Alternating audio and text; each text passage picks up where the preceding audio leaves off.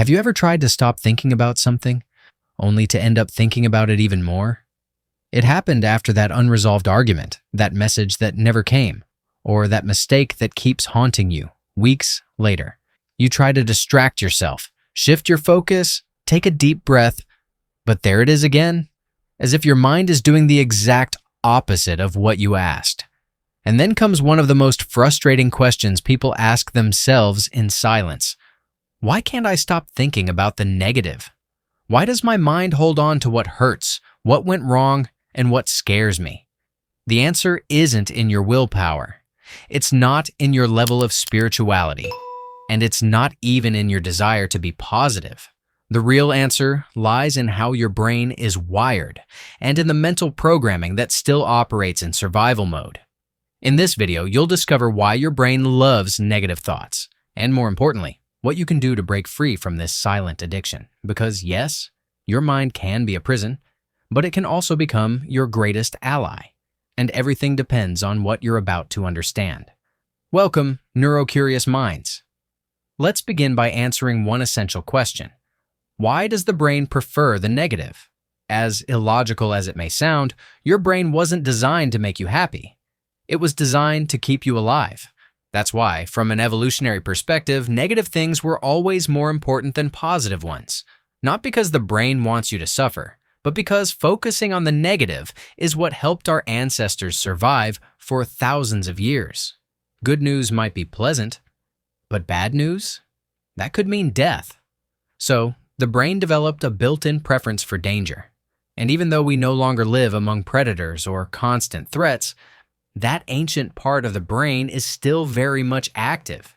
Neuroscience calls this the negativity bias. This bias causes your mind to exaggerate the bad, replay discomfort, and hold on tightly to anything that once caused you pain, frustration, or fear. And the most surprising part? It's an automatic pattern. You don't need to consciously choose it. Your brain already does it for you. When you focus on a negative thought, regions like the amygdala light up. That's the part of the brain responsible for detecting danger and triggering intense emotional responses.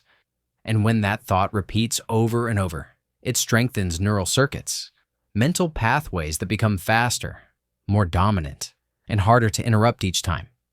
It's as if your brain says, "This hurt you once. Don't forget it. Replay it, just in case it happens again." So no, you're not crazy for having recurring negative thoughts. Your brain is just trying to protect you, but it's using outdated mechanisms. And until you understand this, you'll keep thinking you are the problem, when in reality it's the unconscious programming of a brain that evolved to survive, not to live in peace.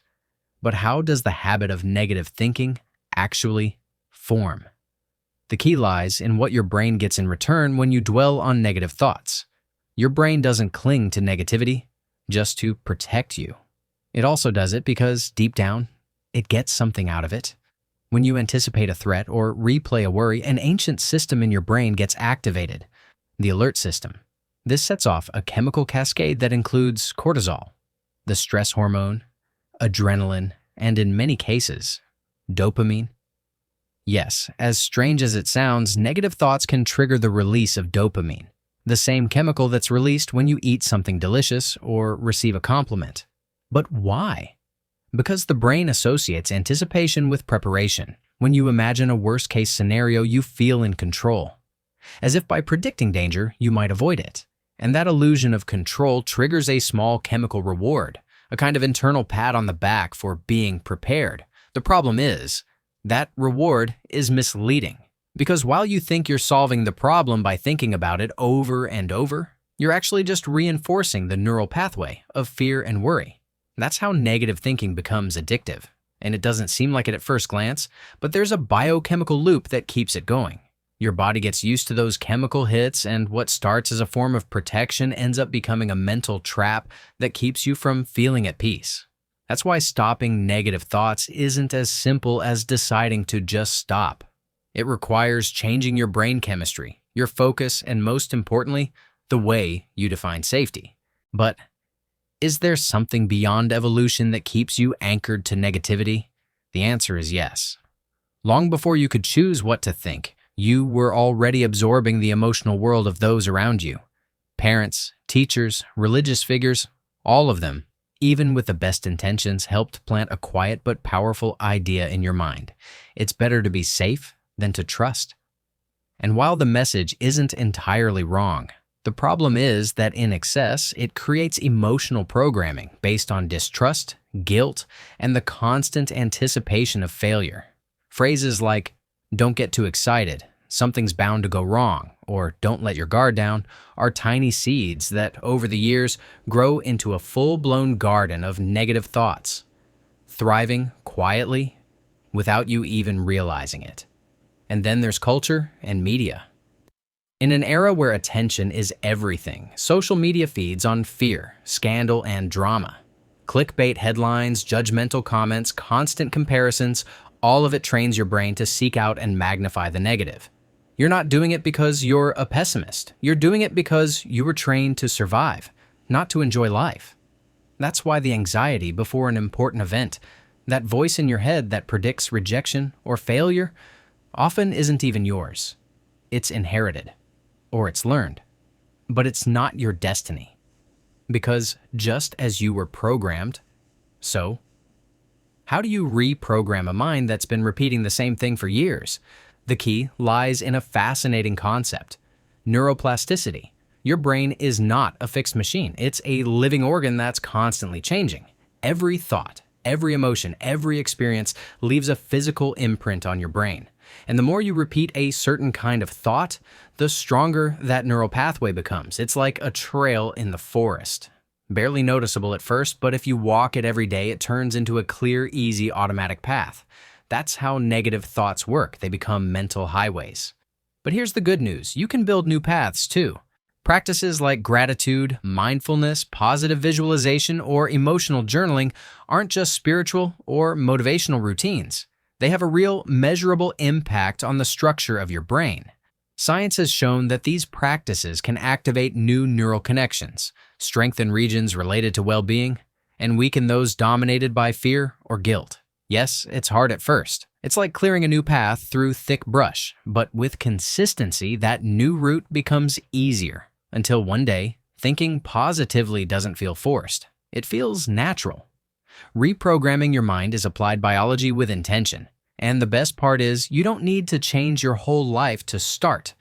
But how do I do it? How do I protect my mind from that inertia that always pulls me back to the same place?